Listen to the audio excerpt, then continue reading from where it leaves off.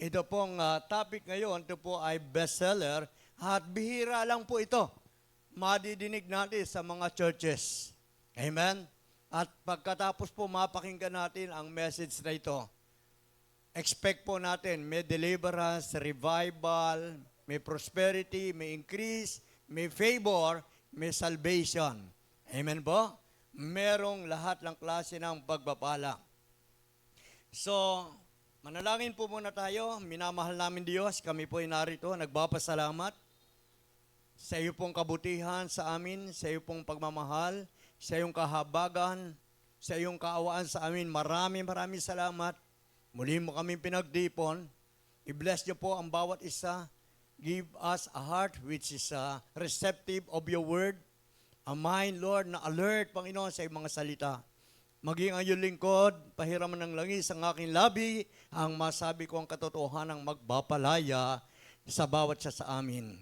We honor you and we welcome you, Holy Spirit, in this place, in Jesus' name. Amen and amen. Praise God. So, the message entitled, ulitin ko po, The Evil of Jezebel. Amen? Napakaganda po yung kanyang connection ng mga word. The Evil of Jezebel. Sa iba po ay pwede ito, in other words, the sting of Jezebel. Pag sinabi namang sting, parang kagaya ito ng mga iniinom dyan ng mga taong gusto lumakas sila kasi may nakalagay na cobra, tas the sting, no? So, kamandag, ano po? Lason, poison. Pag sinabi kamandag, kumakalat po ito. At dito po ay, ang ating text ay sa Revelations chapter 2, verse 20 hanggang 22. Revelations chapter 2, verse 20 hanggang 22. Sabi ng verse 20, ngunit ito ang laban ko sa iyo. Pinapayagan mo ang babaeng si Jezebel na nagpapanggap na propeta.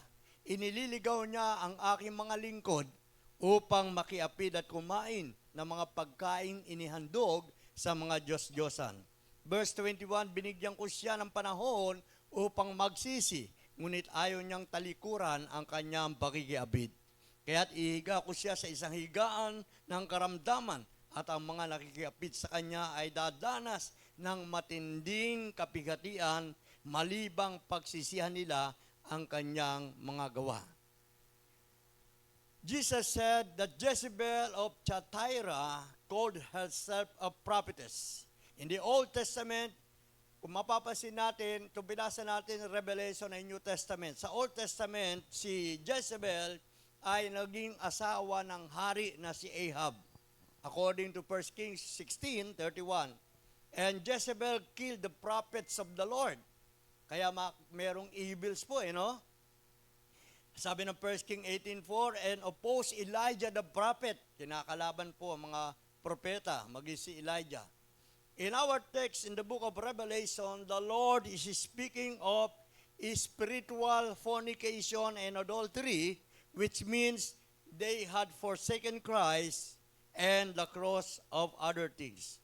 Today, in this message, God wants us to overcome the evils of Jezebel by exposing her influence. Bago ko po sabihin yung number 1. Tatlo po ito. Yung pong influence ni Jezebel, dinideceive niya yung mga tao. Yung influence ni Jezebel, pangalawa, meron po tayo tatlong points. Yung pong influence niya ay nasa pulpit, minsan nandiyan po sa congregation. At pangatlo, yung influence ni Jezebel ay yung pong ini-intimidate niya na ang mga tao ay magpasakop sa Diyos. But before, I would like to say something funny. Amen? Ayoko sana sabihin ito, pero maganda po ito. Isang araw po, meron pong tatay na nakulong. At alam nyo, pagka nasa kulungan, siyempre kahit ano ginawa ng mga nakulong, yung mga mahal sa buhay, sisikapin pa rin dumalaw. Amen? Meron na ba tayong nangyari noon, no? Sa buhay natin.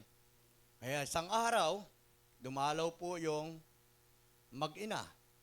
Isang batang babae at yung nanay, masaya naman yung tatay kasi lungkot na lungkot. Pangalawang araw, dumalaw na naman, kaya lang po, nung pangatlong beses na hindi na po nakadalaw.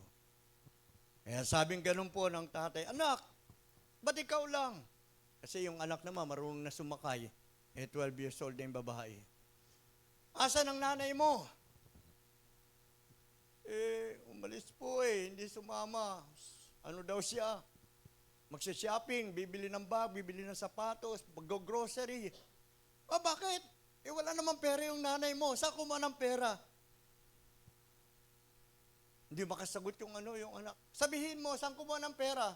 Siguro niisip ng tatay kung ano yung pinanggalingan. Napilitan po yung anak. Sabi, yung pabuya nyo po, tay. Amen. So, purihin ng Panginoon. Ano po?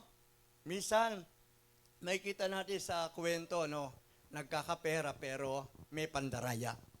Amen? Ganon din po kay Jezebel. Natutuwa yung mga tao pero may pandaraya. So number 1, na makikita natin evils of Jezebel, yung pong influence niya sa Thyatira. The Jezebel of Thyatira influenced others through deceiving spirit. Amen? Hindi po nawawala yan. Kahit po sa mga teaching ni Jesus, mayroong deceiving spirit. Sa teaching ni Paul, may mga deceiving spirit. Amen? So ito po ay ginawa ni Jezebel sa Thyatira. Na-influensyahan niya ang mga tao, mga lingkod ng Panginoon, sabi ng text natin, sa pandaraya. Tingnan natin, Revelations 2:19-20. Nalalaman ko ang ginagawa mo, ang iyong pag-ibig, katapatan, paglilingkod, at pagtsatsaga. Ngunit ito ang masasabi ko laban sa iyo. Pinapayagan mo si Jezebel, ang babaeng nagpapanggap na propeta, na turuan at linlangin ang aking mga lingkod. So yun po yung tinatawag na deceiving spirit. Yun po ang sinasabi ng Panginoon sa mga churches. Kasi po, sa Asia Minor, meron po 7 churches. Ang una dyan po ay yung pong Efeso, Smyrna, Pergamo, at yung Thyatira, pang-apat po ito. At nariyan po yung Sardis, at nariyan din po yung Philadelphia at Laodicea. At madalas narinig natin yung Laodicea, sabagat itong Laodicea ay maligamgam. Pero nandito po tayo, dadaanan lang natin yon. Focus tayo dito kay Jezebel. Ang kanyang influence sa kanyang mga kapwa o sa mga tao, others, ay i-deceive ang spirit. Kaya po sa church ng Thyatira ay may mga lingkod ng Diyos na nadaya. Ang sabi dito, pinapayagan mong si Jezebel, ang babaeng nagpapanggap na propeta, na turuan at linlangin ang aking mga lingkod. Tayo pong lahat ay mga lingkod. Yang katabi mo, lingkod ng Diyos yan. Dahil kung hindi ang lingkod ng Diyos, ibang lingkod yan. Kaya kayong mga lingkod ng Diyos, huwag kayo tatalikod. Amen? Umpisa pa lang niya, may mga deceiving spirit, may mga pandaraya. Kaya tinuturo ito ng ating Panginoon ngayon. Sinasabi ito ng Diyos sa iyo ngayon para maging matagumpay ka, to overcome. Kaya ina-expose ito para ma-overcome natin itong mga deception sa buhay natin. Akala natin okay lang kasi ang takbo ng buhay natin, kasi masaya naman tayo, buhay tayo, pero dapat malaman natin, may mga deception na dapat mapagtagumpayan natin, ma-overcome natin. Amen po. Sabagat apektado ang salvation natin. Kaya ito pong mga Thyatira, sila po ay napakasipag. Sabi po ng text natin, nalalaman kong ginagawa mo ang iyong pag-ibig, katapatan, paglilingkod at pagtsatsaga. Katapatan, paglilingkod, pag-ibig, pagtsatsaga. Kayo po, matyaga kayo. Yung iba, matyaga ngang umaawit dito, naggigitara, nagpa-practice pa nga. Yung tanghalian, nalilipasan ka na nga ng tanghalian. Kayo, namamasahe pa yung iba, malalayo, bumibiyahe pa para pumunta dito. Pero, hindi po sapat yun. Dapat maging maingat ka, baka merong panlilinlang. Baka napapayagan mo si Jezebel. Amen? Na ikaw ay madaya, ikaw ay ma-deceive. Amen po? Ito po ay sinasabi ng ating Panginoon. It is the message of our Lord Jesus Christ. Sa panahon po ni John. Amen? John, the beloved. Sa panahon po, ito'y nakita niya ang pangitain na ito, kaya itong Revelation, paalala po ito sa atin sa mga darating at sa mga nangyari na. At maaaring mangyari pa ito kung sa panahon ngayon ay tingin mo ay okay na okay ka pa, pero bantayan mo, baka may deception. Amen? Sabagat sila po, ang church sa Thyatira ay nalaman ng Diyos ang kanilang pag-ibig, ang pagtsatsaga, ang katapatan. Nandun po ang kanilang katapatan. Alam ng Diyos ang ginagawa ng iglesia, ng churches, ng pastor, ng leaders, ng mga members, supporters, and tithers. Alam ng Diyos yung mga ginagawa natin, yung katapatan natin. Pero, meron siyang paalala. Dito po sa church ng Thyatira ay merong na-deceive. Pinayagan po si Jezebel na malinlang ang mga lingkod ng Diyos. Amen? Si Jezebel ay nagpapanggap na propeta. Nagsasalita siya, pinapaniwalaan siya ng mga tao, pero nangyayari nga yung kanyang sinasabi, kaya lang, walang bunga. Amen po? Kaya ito po ay paalala sa iyo kapatid. Baka andyan na ang deception, kailangan pagtagumpayan mo yan. Si John Bevere po, na author ng prophetic book, The Said the Lord, nang siya po ay nagpipreach patungkol po dito sa ganitong message at topic, siya po ay nag-challenge sa mga tao. Ang sabi niya, sino ba dito ang nakakaranas ng influence at attack ni Jezebel? Alam niyo po, tumayo. Sabi niya, tumayo ang mga nakakaranas. 70% doon po sa church na kanyang pinagprisan. Nagprisa doon, 70% tumayo. They were attacked and influenced by Jezebel's spirit. Amen? Hindi man natin masabing yung Jezebel ay literal na tao, pero spirit po yan na pumupunta sa mga church ngayon. Amen? Na pwedeng bulungan ka, sabihan ka, no po? Pero malayo naman sa kalooban ng Panginoon, pero parang magiging makadiyos ka nga. Amen. Kaya, yung pong Jezebel, pag pumasok po yan, madali ma-discern, meron tinatawag na rebellion at saka resistance. Pag sinabing rebellion, ito po yung kasalanan po na ginawa ni Haring Saul. No? Kaya ang sabing ganoon, obedience is better than sacrifice. Kasi yung ginawa po ni Haring Saul, merong rebellion yon at saka idolatry.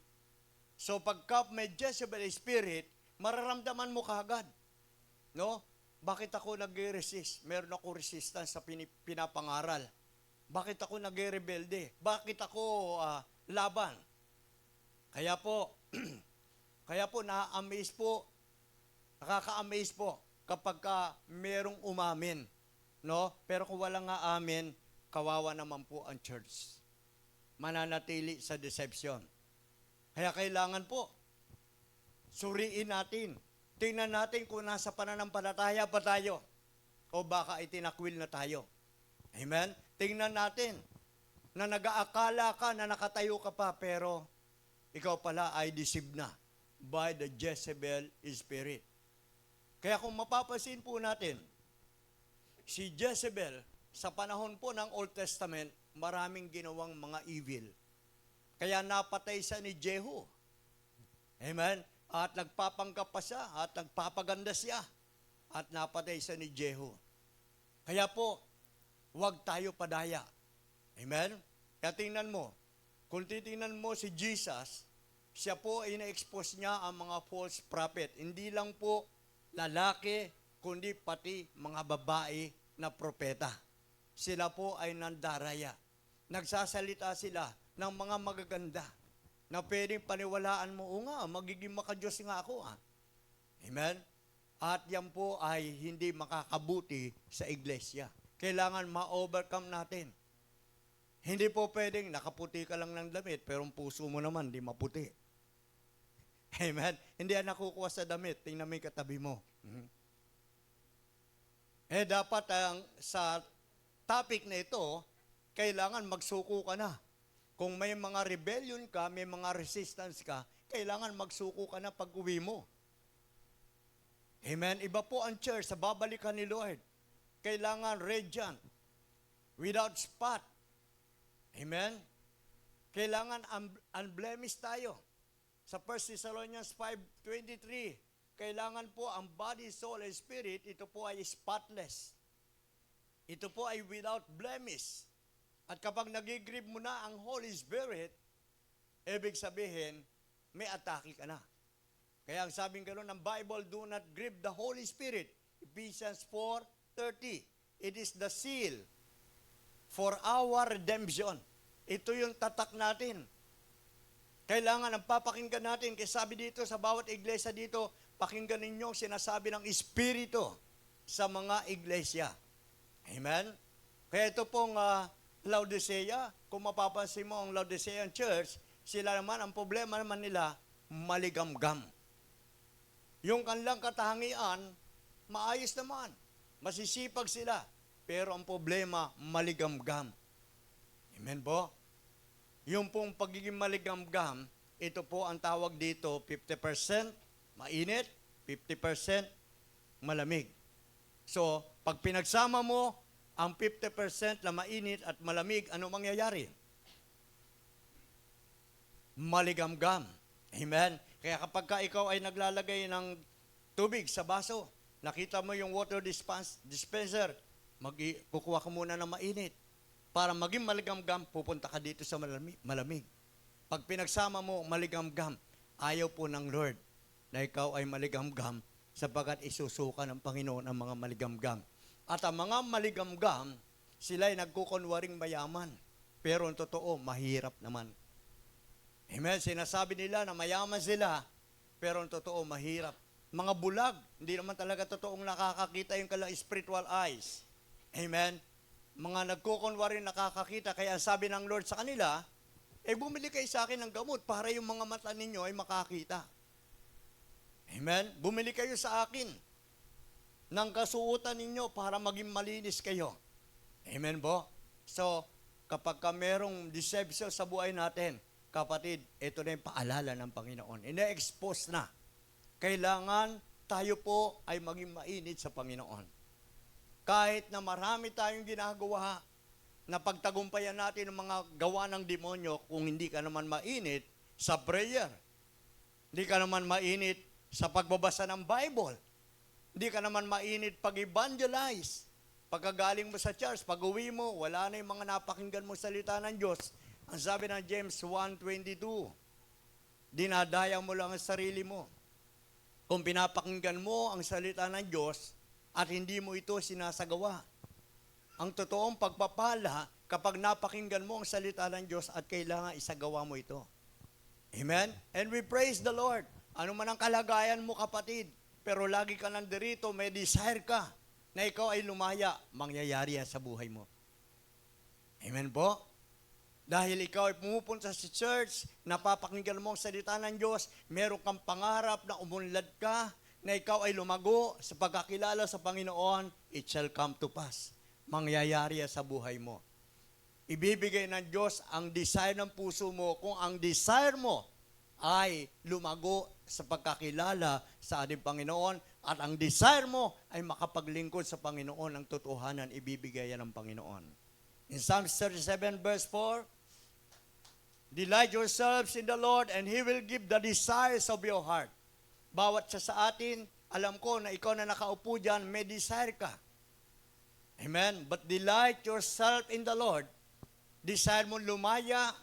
Amen? Desire mo na lumakas. Desire mo na maging mainit sa Panginoon. Desire mo na magamit ka ng Panginoon.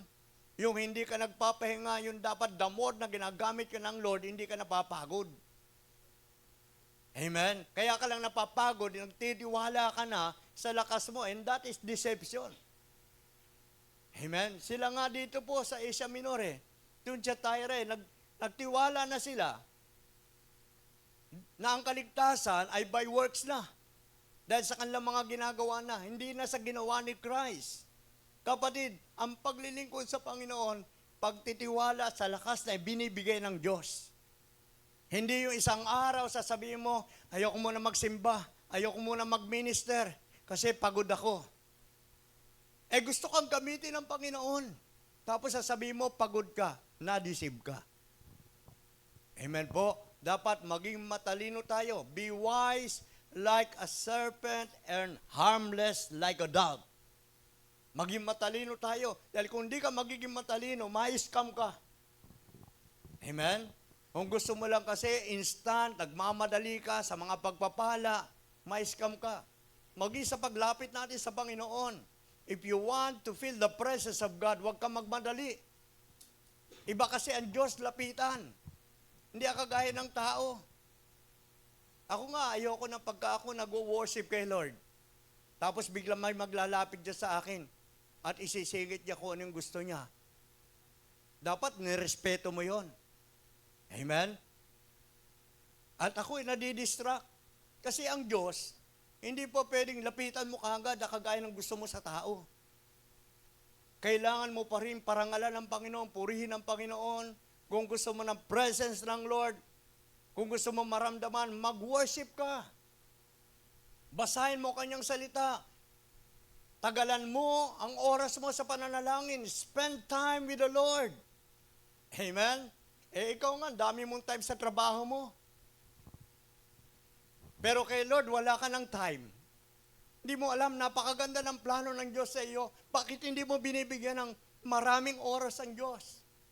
Mas maraming ibibigay na pagpapala ang Diyos kaysa sa trabaho mo, kaysa sa negosyo mo, kaysa sa hanap buhay mo, kaysa sa pinagkakakitaan mo. Mas maraming ibibigay ang Diyos. Kailangan parangalan mo ang Panginoon. Dahil pag hindi ka rin pararangalan ng Panginoon. Ang sabi ng Lord, I will honor those who honor me. Amen? I will honor those who seek my kingdom and my righteousness. I will bless them. Yan ang totoong salita ng Panginoon. Walang deception doon. Seek first God's kingdom and His righteousness and all these things shall be added unto you. Hindi sinabi ng Diyos, unahin mong labahan. Hindi sinabi ng Diyos, unahin mo muna yung trabaho mo. Hindi sinabi ng Diyos, unahin mo muna ang negosyo mo, unahin mo muna ang asawa mo, unahin mo muna ang anak mo. Ang sabi ng Diyos, unahin mo ang aking kaharian, Matthew 6:33. Unahin mo ang aking katwiran, ang aking kabanalan.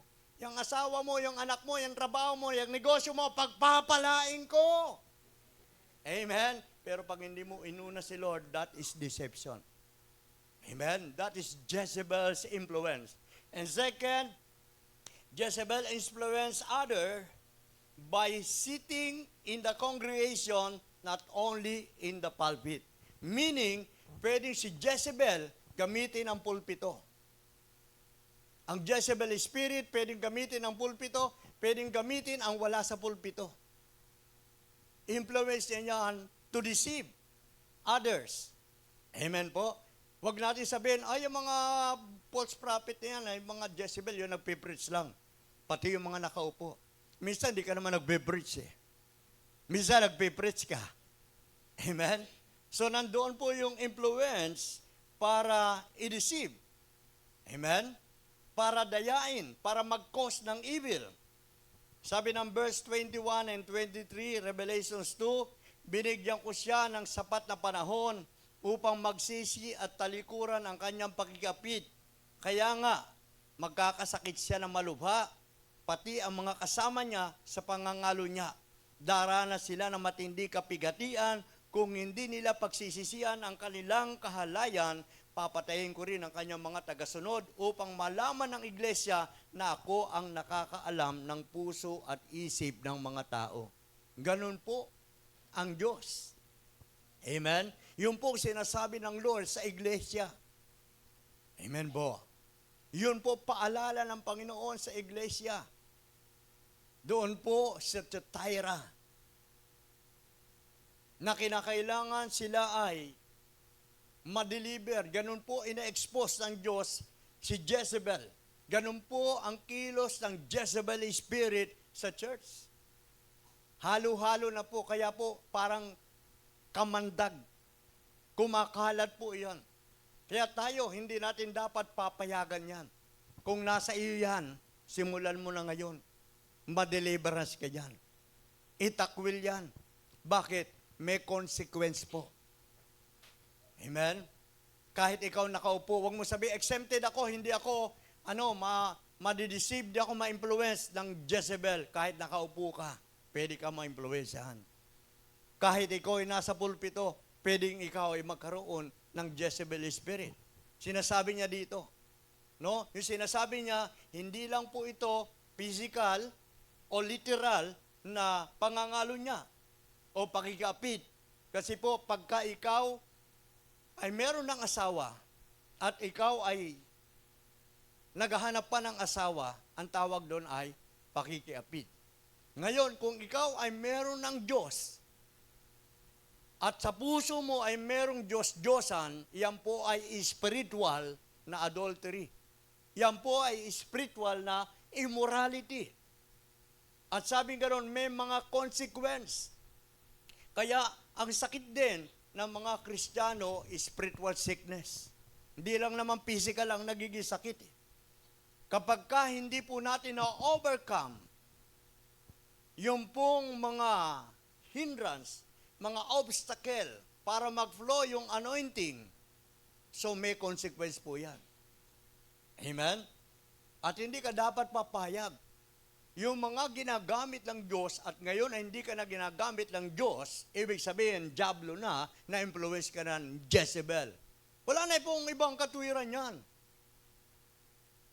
Yan ang tanong Tanungin mo sarili mo, bakit hindi ako nagagamit ng Diyos? Kasi nagtatrabaho ko. Bakit hindi ako nagagamit ng Diyos? Kasi may asawa na ako. Ay, yan ang isipin mo. Bakit? Kapag ka may asawa ka ba, may negosyo ka, may trabaho ka na, hindi ka na magagamit ng Diyos. Ang dahilan, kaya hindi ka magamit ng Diyos, na-impluensyahan ka na. At kung ikaw man ay ginagamit ng Diyos, sabi mo sa sarili mo, pero hindi mo naramdaman na effective ka at saka productive ka, may influence ka. Amen? Mas masarap, ikaw ay productive, effective, ang pagkakagamit sa iyo ng Diyos, ang pagsamba mo, nararamdaman mo ang Panginoon. Amen ba? Na-enjoy mo ang pagsamba sa Panginoon. Excited ka pumunta sa gawain ng Panginoon. Excited ka dumating sa tamang oras. Amen po. At kinukwento mo, dahil maganda ang nangyari sa iyo, ikinukwento mo ang ginagawa ng Diyos. Pero dahil hindi mo maikwento at sinisiraan mo pa ang inaatinan mo na iglesia at church, ikaw pa yung naninira, baka nandyan ang influence ng Jezebel. Amen? Sa loob pa ng church, doon pa nagsisiraan. Doon pa nagkakampi-kampi. Amen? At pumapasok ngayon yung katamaran. Masaya lang pag linggo. Pag hindi linggo, Lunes hanggang Sabado, minsan sinasama na yung Sabado at Linggo, masaya. Pero Lunes hanggang Friday, parang hindi muna si Lord kailangan sa buhay mo. And that is deception. That is Jezebel's influence. That is the evils of Jezebel na ginagawa niya sa buhay mo. Huwag ka papayag, kapatid. Amen? Na ang pagkakatawag mo ay walang reward. Sabagat kung babasahin mo ang Revelation, lahat na magtatagumpay, bibigyan ng Diyos ng reward. Di mo ba alam, kahit ang testimony mo, ito yung power to overcome demons. Amen? Kaya kung ang testimony natin, kulang dagdagan mo, kailangan gumanda pa ang mga testimony sa buhay natin. Amen po? Kung ang Jezebel spirit nag-influence sa pulpit, nag-influence sa mga tao nakaupo sa congregation, gawin mong influence ng Holy Spirit. Kapag nasa pulpit ka, ma-influence ng Holy Spirit ang congregation. Kapag ikaw naman ay nakaupo dyan, ma-influence ng Holy Spirit ang buhay mo at katabi mo. Amen po? Matatapos na naman ang taon, kalahati na po tayo. Lumago ka ba? Nagamit ka ba ng Panginoon? Pinagpala ka ba ng Panginoon? Sumagana na ba ang buhay mo? Nakalaya ka na ba sa mga bondage, sa mga strongholds? Nakalaya na ba yung bibig mo? Sa panjejismis, paninira ng kapwa? Nakalaya ka na ba sa pagpapatawad o hanggang ngayon may kinikim-kim ka pa O hanggang ngayon, hindi ka pa nagagamit ng Panginoon, pero gusto mo, desire mo. Bakit hindi ka magamit ng Lord? Yung influence ng Holy Spirit, wala. Ang nandyan kasi influence ni Jezebel. Hindi po pwede na influensyahan ka ng Holy Spirit kung nakikita lang Holy Spirit na merong ibang nag-influence sa buhay mo. Amen? Dahil ang Holy Spirit, He will teach us into all truth. He will guide us into all truth. John 16:13. At tayo ay nagpa-prophet. John 6:63, the words that I speak unto you is His Spirit and they are life. Amen? Jezebel, no? The breath of God is who comes down from heaven and gives life to the Word. In verse 66, tingnan natin, John 6:66. From this time, many of His disciples turned back and no longer follow Him. Kasi po, sinabi ito ni Jesus, na kung gusto nyo, no, na sumunod sa akin, kanin nyo ang aking laman. Yung sabing ganun, ni Jesus. Tingnan nga natin verse 65. He went on to say, this is why I told you that no one can come to me unless the Father has enabled them. Verse 64. Yet there are some of you who do not believe, for Jesus had known from the beginning which of them did not believe and who would betray Him. Kausap niya ang mga disciples at nagkakaroon sila ng talo-talo. At sabi gano'n ni Jesus, maliban kanin nyo ang aking laman at inumin ang aking dugo. Hindi kayo makakalapit sa akin. Ang sabi niya doon, the words that I speak unto you is Spirit and they are life. The flesh profit nothing. Si Jezebel, siya po ay opposite ng Holy Spirit. Pinangalanan siyang Jezebel kasi nasa kanya ang demon spirit. Amen po. At ang gusto ng Panginoon, sinasabi niya sa church ng Thyatira ay magsisi sa kasalanan. Pati bansa natin, gobyerno natin, nangako naman ng Diyos, if my people which are called by my name, if they repent from all their sins, amen, if they humble themselves before God, sabi gano'n ng Lord, papatawarin ko sila. Sabi niya sa Israel, at pagagalingin ko ang kanilang bansa. Amen po? Hindi ka na pwedeng gumawa pa ng kung ano nung karunungan mo para sisihin ang bansa, ang gobyerno, at mag-comments. Ang Diyos po ang makakagawa, hindi ikaw. Ang Diyos may magagawa. Sabagat sabi ng Bible, kung hindi magagawa ng tao, magagawa ng Diyos. Amen? Those things which are impossible with men are all possible with God. Meron bang mahirap sa Panginoon? God is not a man that He should made a lie. Hindi siya kagaya. Sabi ng Numbers 23 verse 19, hindi siya kagaya ng tao. God is not a man that He should made a lie. Hindi siya kagaya ng tao na pwedeng magsinungaling. Kung ano ang kanyang sinabi, yun ang kanyang gagawin. Ang sabi ng Lord, pagagalingin ko. Amen? Hindi po dapat tayo tumigil, wala na ang buhay ko kasi influence na ako ng Jezebel. Ayoko na. May kalayaan ka pa. May pag-asa ka pa. Amen? May nagsabi nga, habang may buhay ay may Amen?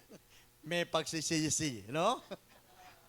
Habang buhay, may pagsisisi, may kapatawaran sa ating mga kasalanan. Hindi lang pag-asa.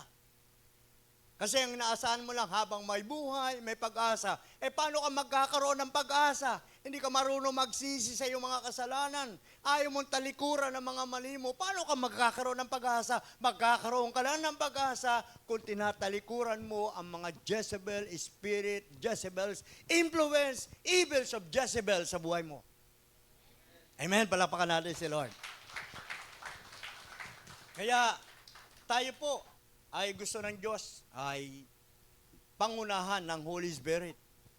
Hindi po ng Jezebel Spirit. Huwag dapat makapasok si Jezebel sa church. Amen?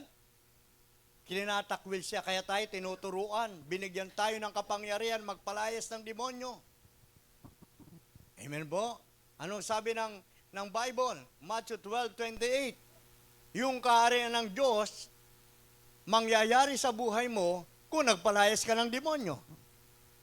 Si Jezebel po sa Bible, sumisimbolo sa demonyo. Matthew 12:28, if I cast out devil by the Spirit of God, no doubts, the kingdom of God has come upon you. No doubts. Maghahari ang kaharian ng Diyos sa buhay mo. Darating ang kaharian ng Diyos sa buhay mo. Amen po. Kaya tayo po dapat magamit ang Panginoon. Magpalayas ng mga Jezebel spirit sa church. Kaya hindi lang po sa pulpit. Jezebel's influence is not confined only to the pulpit. Most often, it sits in the congregation. Meron nandyan, nag-i-resist sa preaching ng pastor. At sasabihin, ako na naman pinapatamaan. Kapatid, hindi kita pinapatamaan. To tell you frankly, ikaw na nakaupo dyan, itinatama ka ng salita ng Diyos. Hindi kita pinapatamaan. To be honest with you, itinatama ka ng salita ng Diyos. At kapag tinatama ka ng salita ng Diyos, ikaw ay magpatama. Amen? Dahil mahal ka ng Panginoon, kaya ka nakakadalo pa. Kaya tuloy-tuloy lang ang pagdalo mo sa gawain. Hanggat mabago na mabago ang takbo ng buhay mo. At ang paglapit sa Diyos, hindi lang dahil sa mga circumstances. Hindi lang para mabago ang situation ng buhay mo. Ang paglapit sa Panginoon ay paggalang at pagpapasalamat. Amen? Kaya ka nandirito, nagpapasalamat ka sa Diyos. Kaya ka nandirito, ikaw ay nagmamahal sa Diyos. Kaya ka nandirito dahil gusto mo maglingkod sa Panginoon. At yan ay mangyayari. Pero kung nandito ka, at wala ka naman desire maglingkod sa Diyos, wala kang desire sumamba sa Panginoon, wala kang desire na maayos ang buhay mo, ba't nandito ka pa? Ang gusto ng Diyos, kaya ka nandito eh. Kailangan sumunod ka. Ang gusto ng Diyos, maayos ang buhay mo. Maglingkod ka sa Kanya. Sumamba ka sa Kanya. Palaganapin mo ang Kanyang salita. Magpakabanal ka. Amen? Sapagat kalooban ng Diyos na tayo ay maging banal at layuan natin ang lahat ng uri ng kahalayan. Amen po? Pag sinabing kahalayan, it's not only pertain to the lust of the flesh o mga sexual sins, ito yung makamundo. Ito yung nagkakaroon ka ng ibang Diyos na mayroon ka bang ibang pinagkakatiwalaan.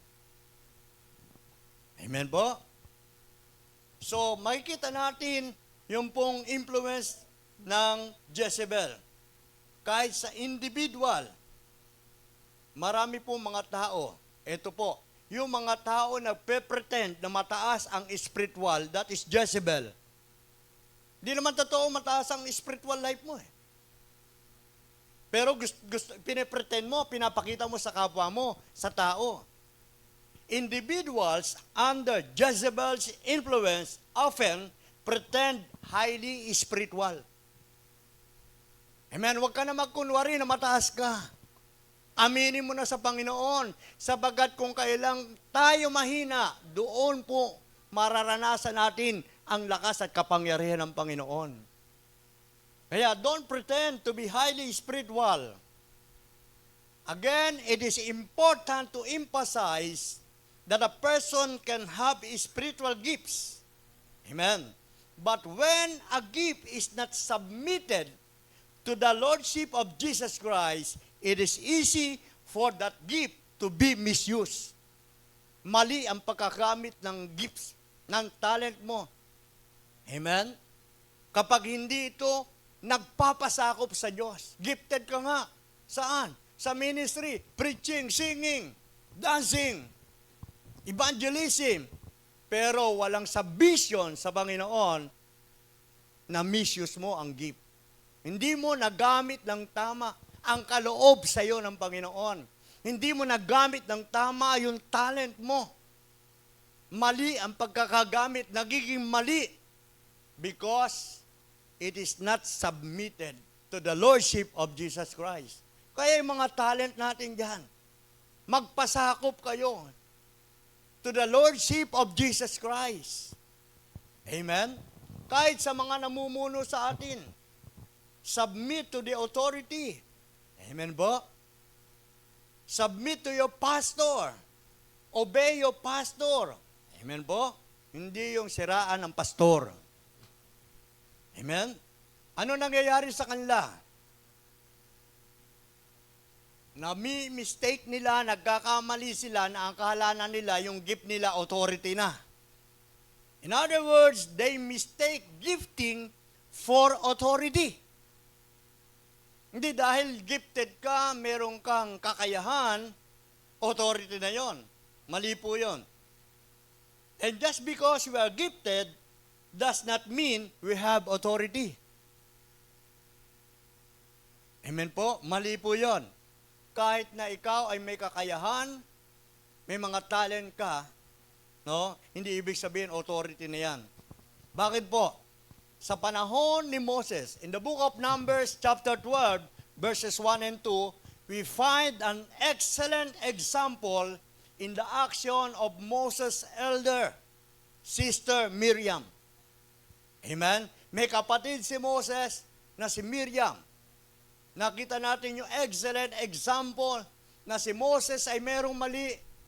Ang ginawa ni Miriam, sinabihan niya si Moses, at ang ginawa rin ni Aaron, nagkampi pa itong magkapatid. At ang sabing ganon nila Miriam at ni Aaron, Moses, sa'yo lang ba nangungusap ang Diyos? Di ba sa amin din? Wala namang mali doon sa ginawa nila. Ang mali doon yung words, yung kanilang pagtutuwid sa kanilang kapatid na inilagay ng Diyos sa posisyon ng authority. Parang ginagawa nila Miriam at Aaron, Moses, kami na ang may authority kasi nagkamali ka. Kasi mas mataas na yung aming naintindihan ng ngusap din sa amin ng Panginoon.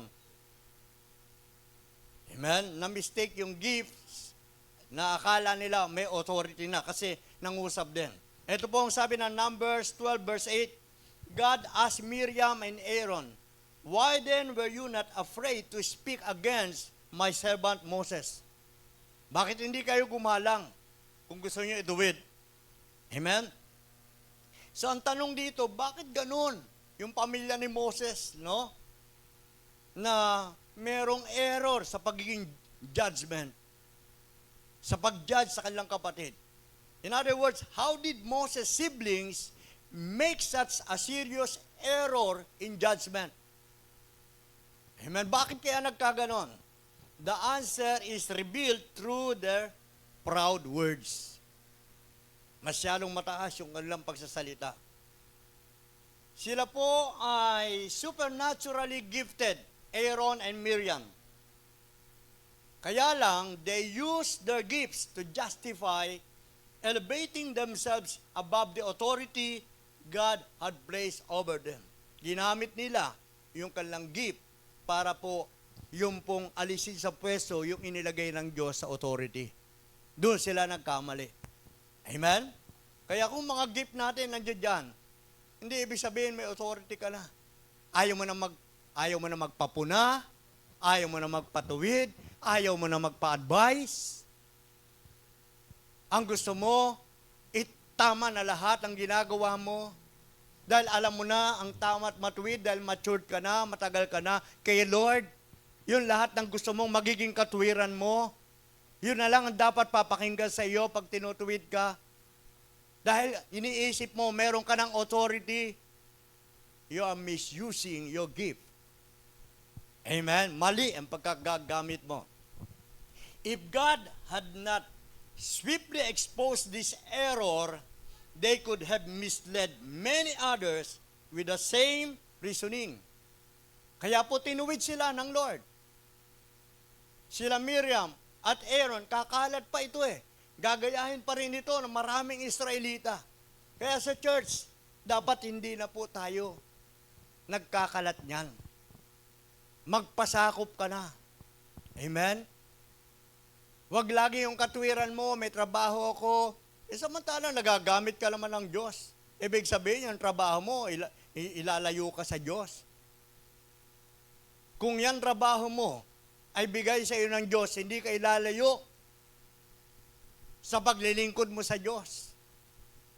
Hindi ka kukulangin ng time, bibigyan ka ng Diyos ng wisdom. Nung saysay ng trabaho mo, malaki nga kinikita mo, pero isang araw, impyerno ka. Anong saysay ng trabaho mo, kumikita ka nga, wala ka nga na ibibigay kay Lord. Amen? Anong saysay ng trabaho mo, hindi naman nababago buhay mo.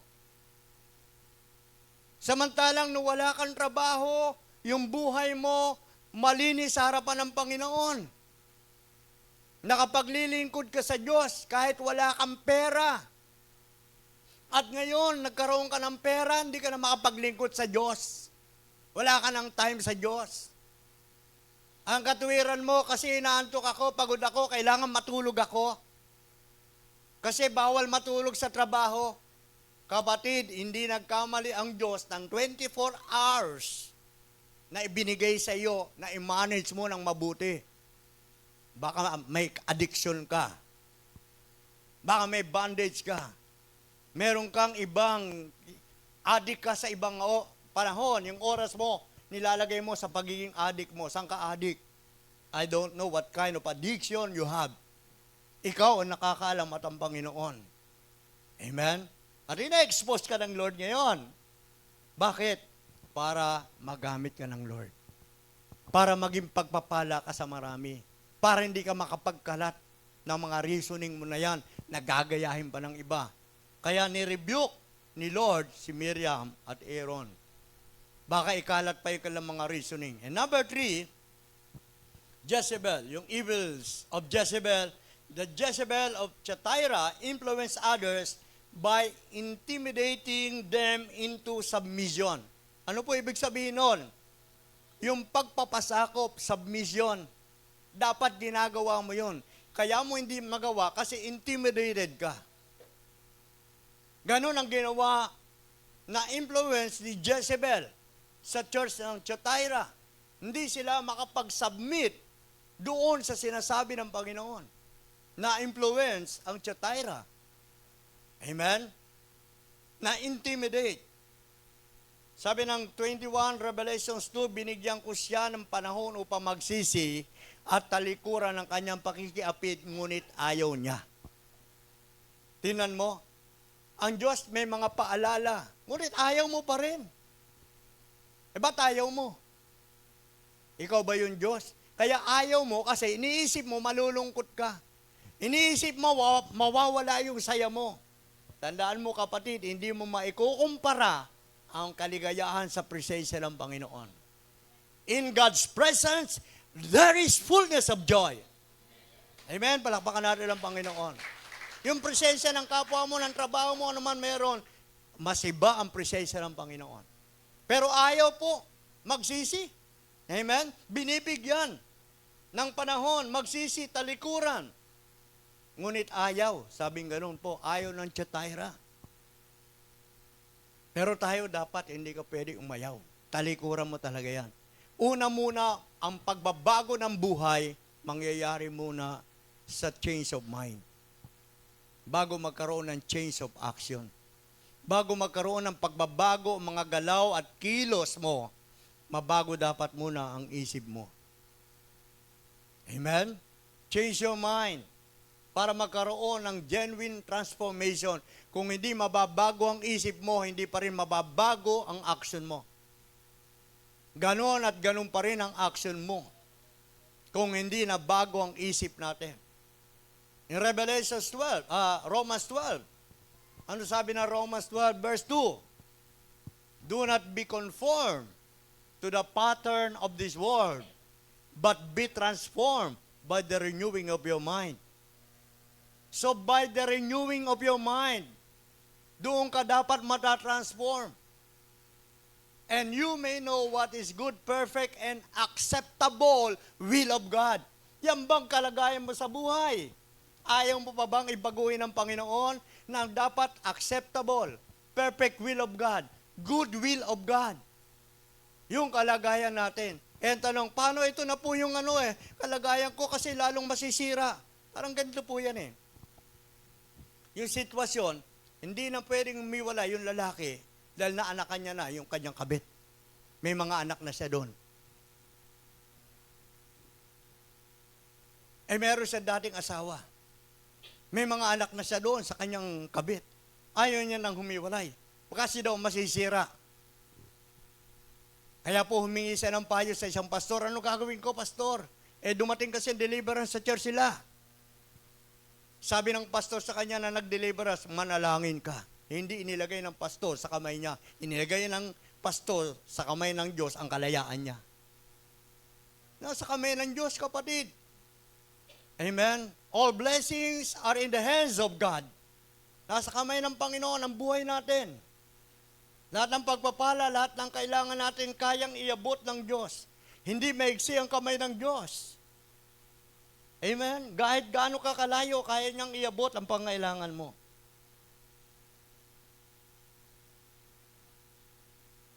Palakpakan natin ang Panginoon. Aabutin ka ng Diyos. Amen? Huwag mong isipin na wala nang magagawa ang Diyos. Marami magagawa ang Diyos sa buhay mo. At magaganda, marami magagandang magagawa ang Diyos sa buhay mo. Pero ang dyablo, may halong kagandahan para maniwala ka. Pero ang Diyos walang halo na kasinungalingan. Puro katotohanan ang plano ng Diyos sa buhay mo. Amen? Dapat ma-deliver tayo. Dito ngayon, na-expose si Jezebel. Anong sabing gano'n na Revelation 22? May consequence. Sabi, kaya magkakasakit siya na maluba. Pati ang kasama niya sa pangangalo niya. Bandang huli, papatayin pa yung mga tagasunod. Amen? Kaya tinan mo tong church sa Laodicea. Sabi ng Revelation 3:1, nalalaman ko ang ginagawa mo, ipinapalagay kang buhay, ngunit ang totoo, ikaw ay patay. Kaya't gumising ka, pag-alabin mo ang mga katangi ang nalalabi pa sa iyong buhay. May natitira pa, kapatid. Amen? Palaguin mo pa yan. Lalago pa yan. May natitira pa. Hindi ka ubusan ng Lord sapagkat hindi pa ganap ang iyong mga gawa sa paningin ng Panginoon. No matter how well we communicate, if our motives are not submitted to God, we will draw others to ourselves. And it will produce the wrong fruit. Amen? Ang mangyayari, instead na mapalapit ang mga tao, kasi communicator ka, good communicator ka, mayroon kang gifts. Imbis na mapalapit ang tao sa Diyos, sa iyo pa napalapit. At dahil sa iyo napalapit, it will produce wrong fruit. Walang bunga po yun. Ang nagbubunga lang, ang mga taong napapalapit sa Diyos. In John 15:7, ang sabing ganon, wala kayong magagawa kung kayo ay hiwalay sa akin. Ang mga sangang hiwalay sa puno ay hindi makakapamunga. Dahil hiwalay sa puno. At sabi ng John 15:16, pinili ko kayo upang kayo ay mamunga. At ang bunga ninyo hindi para isa lang, dalawa, tatlo, kundi kayo ay mamunga ng sagana. Yan ang pagkakapili sa atin ng Panginoon. So huwag kang makontento kay Jezebel's influence. Itakwil mo ang mga evils of Jezebel sa buhay natin. Wala man yung personality o babae si Jezebel, but the spirit of Jezebel, yan ang umatake ngayon at nag-influence sa mga churches, sa mga pastors, sa mga leaders. Amen? Magagaling silang communicator. Ano sabi ng James 4:7? Submit yourself therefore unto God. Resist the devil and the devil will flee. Kung na-intimidate ni Jezebel sa pag-submit ang church ng Thyatira, Dapat ang job si church, huwag magpag-intimidate. Magpasakop ka sa Diyos. Dahil pag nakita ng demonyo na kalaban mo na ikaw ay nagpapasakop sa Diyos, pag pinalayas mo ang demonyo, mararamdaman niya ang power ng Diyos na nasa iyo. Amen? Pero kung wala kang pagpapasakop, wala kang submission sa mga leadership, sa mga namumuno sa iyo, yung diablo sasama sa iyo. Magsasalo pa kayo ng diablo. Mag-e-extra curriculum ka pa. At hindi mo siya mapapalayas. Dahil ang gusto ng demonyo, kapag na-born again ng tao, tuksuin ulit at pabalikin sa kanya. Yan ang gusto ng demonyo, manumbalik ka. Dating naggigitara ka, ginagamit ka ng Lord sa church, nasa stage ka, nasan ka ngayon? Nasa banig ka na. Amen? Possible. Karamdaman na yan, parusa na ng Diyos sa iyon. Nga dapat tumatayo ka. Dapat nakakapunta ka pa sa church. Ginagawa mo, maglalaro ka na lang ng pimpong, lalaro ka na lang ng volleyball, softball, basketball ka na lang, nagchichess, nagdadama. Pero itong Bible, wala na sa iyo. Parusa na yan. At paalala, pwede ka pang bumangon, may natitira pa.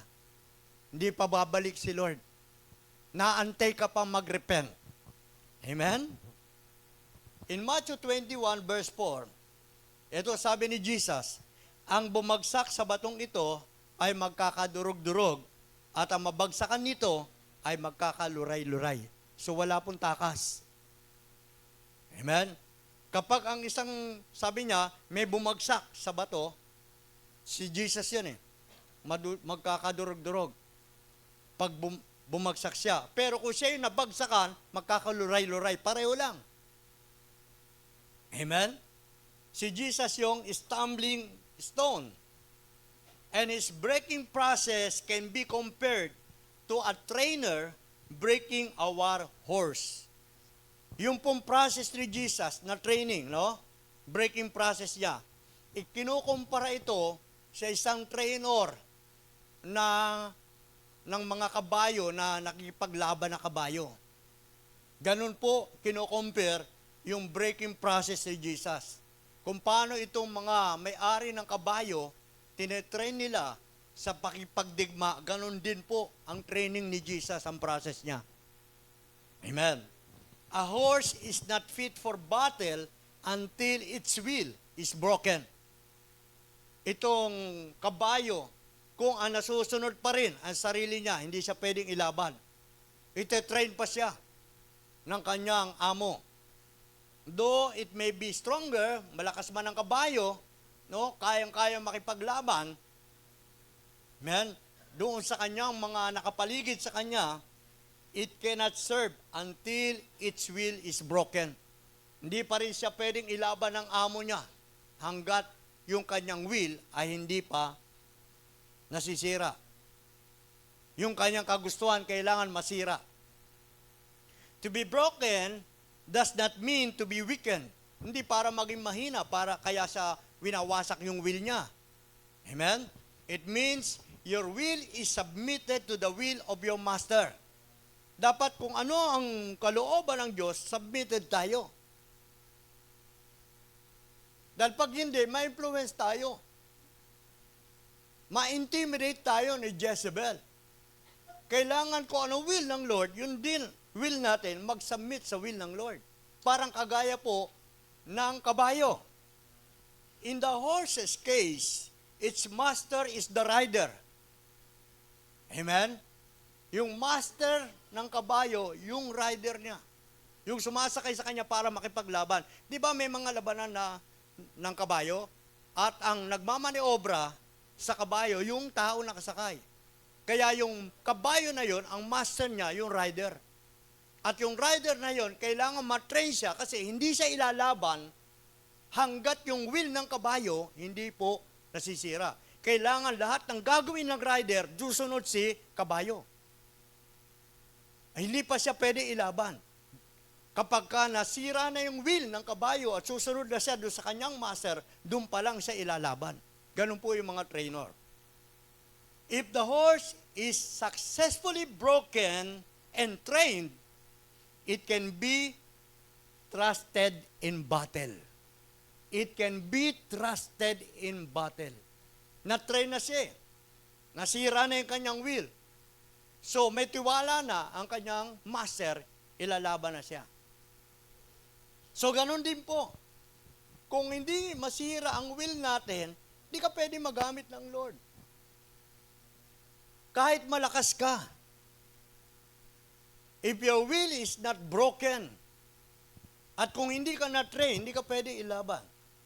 Amen? Ganun din po sa buhay lang natin. So sa tatlo pong ito, kapatid, na evils of Jezebel, in-expose ito ng Panginoon, hindi lang ma-inform ka, kundi ma-transform ka.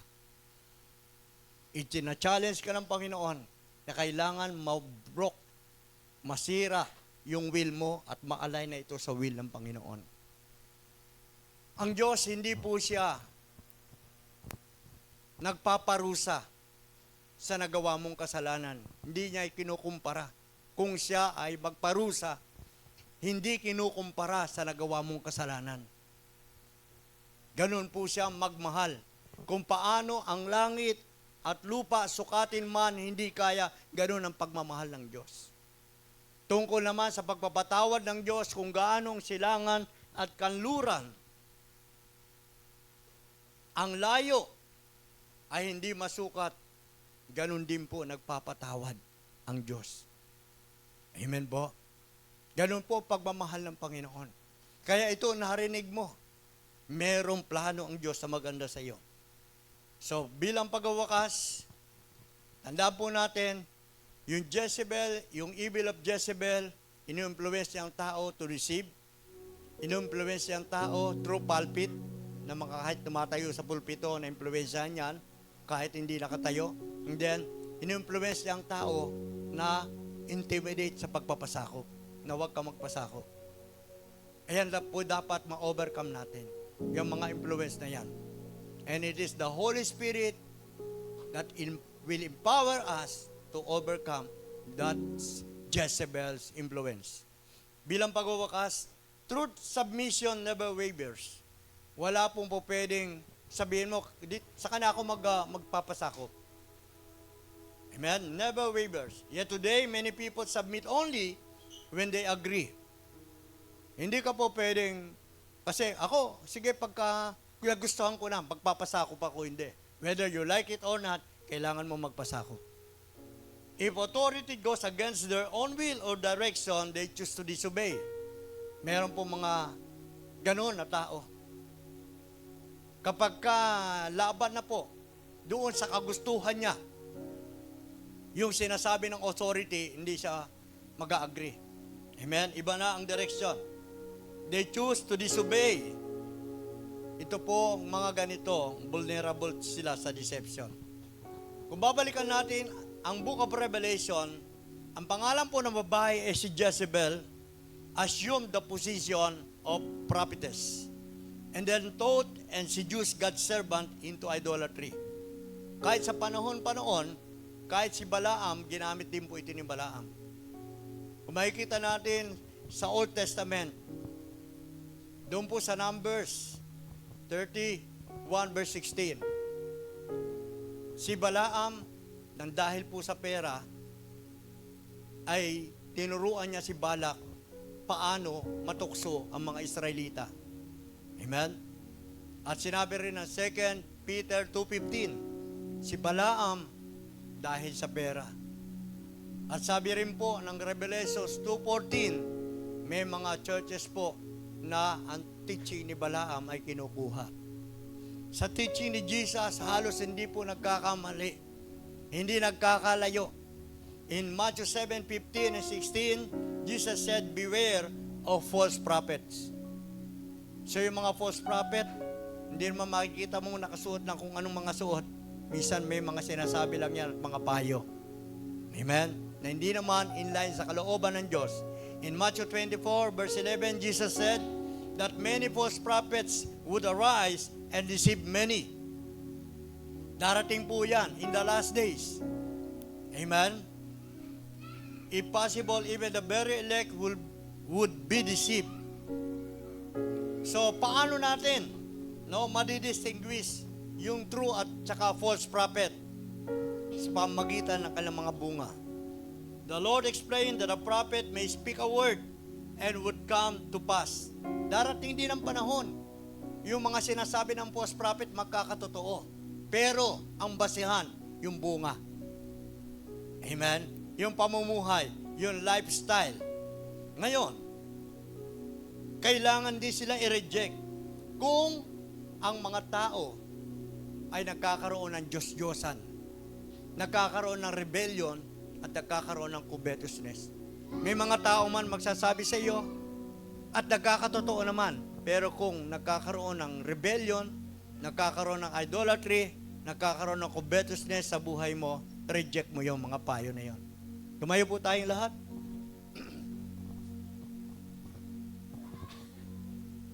Kaya sino man dito ang merong attack at saka influence si Jezebel, magsuko ka ng buhay sa Panginoon. You need to repent. Amen? Kung ikaw ay merong attack, kung ikaw ay influence, umamin ka na kay Lord. At habang tayo nagpupuri, maawit sa Panginoon, kausapin mo si Lord. Marinig ka ng Panginoon. Sabihin mo sa Kanya, Lord, naamin ko, I am attacked. I am influenced by Jezebel's spirit. Forgive me, Lord. Help me, Lord. Heal me, Lord. Make me strong, Lord. Kailangan marinig ng Panginoon ang desire ng puso mo ngayon. At sabihin mo sa Kanya, Lord, hindi ako kontento, hindi ko gusto ito. And God will make a way. Kung ang disyerto nagkakaroon ng tubig, siya ay tuyo at tigang. Wala imposible sa Panginoon. Maayos ang buhay mo. Mababago ka. Makapaglilingkod ka sa Panginoon. Amen? Makakalaya ka. Lalakas ka. Makikita mo, masusunod mo rin ang kalooban ng Panginoon. Kung ikaw ay handang magsuko at umaamin ka na you are under attack and influenced by the evils of Jezebel. Let's worship the Lord.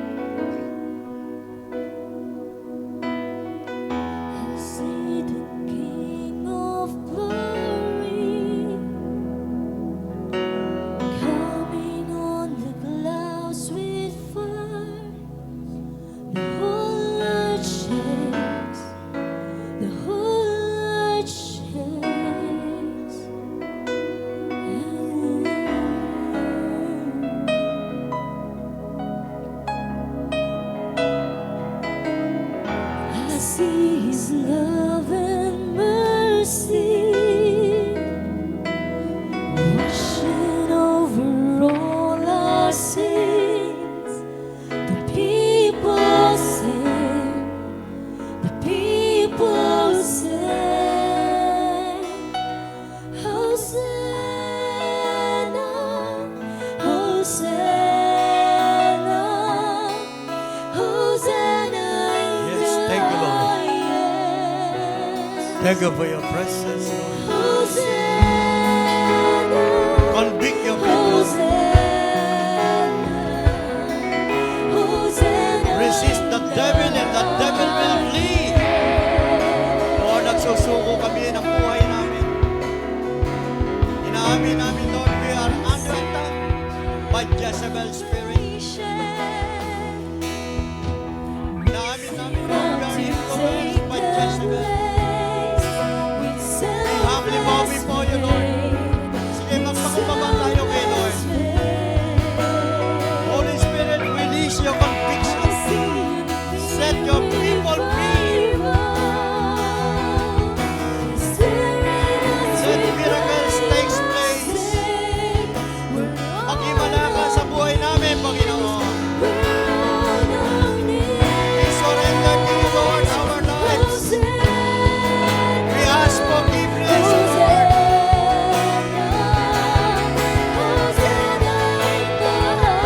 We ask healing, Lord. We ask deliverance.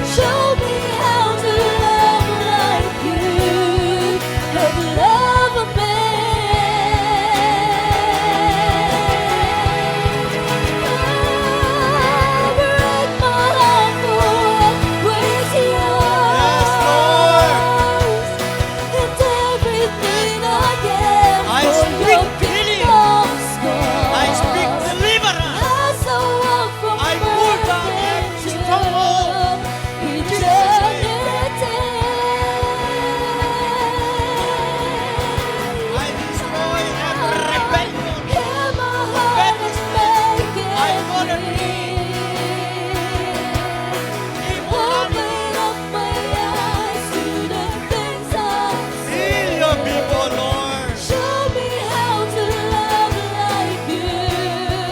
Have you ever been?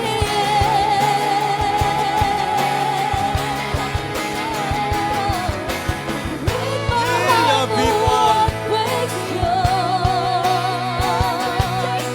Everything I am for your kingdom's cause. As I walk from earth into eternity.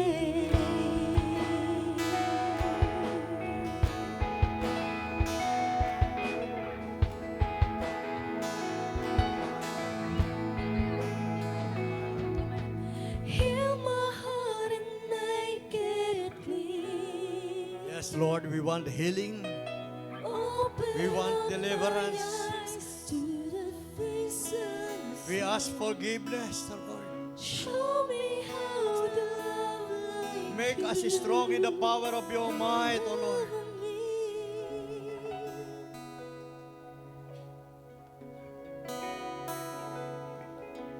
Break my heart for what breaks yours. Everything I am for your kingdom. Mga magulang, mga kapatid, mahal na mahal tayo ng Panginoon.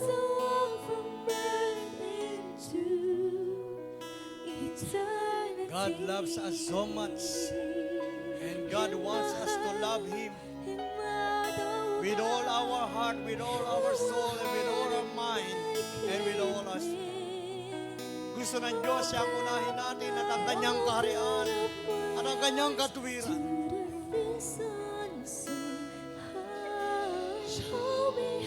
Gusto ng Diyos tayo lumaya.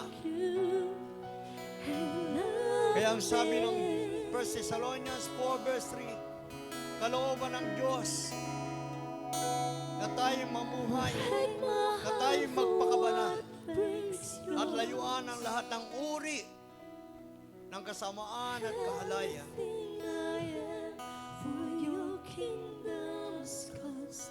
Dapat maging banal at marangal ang pakikitungo ng bawat isa sa kanyang asawa at hindi lamang pagsunod sa mga nasa ng laman na ginagawa ng mga hintil na walang kinikilalang Diyos.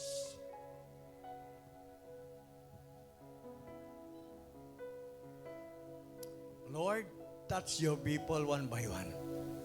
Dahil nakita ng Panginoon ang iyong pagpapakumbaba, ang iyong pagsuko, He will make a way na hindi mo nakikita na ang Diyos ay gumagawa ng way, ng paraan para sa ikabubuti mo,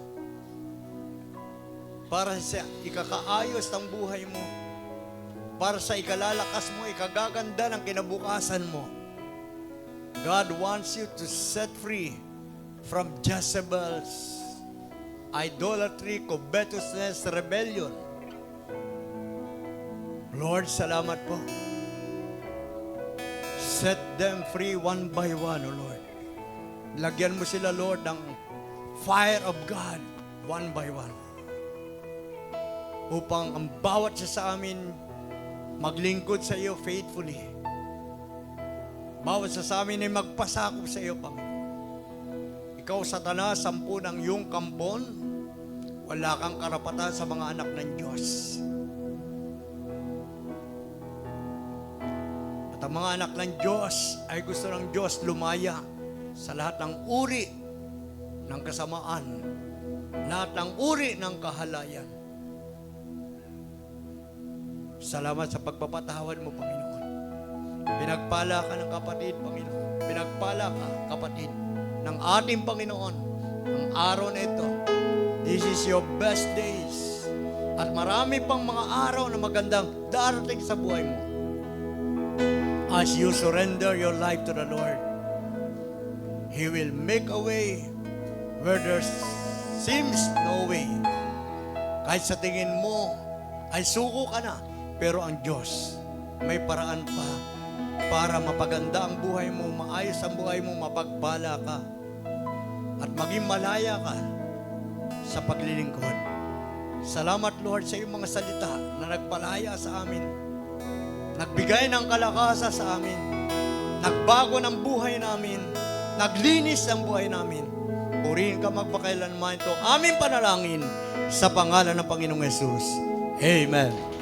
Amen. God bless you.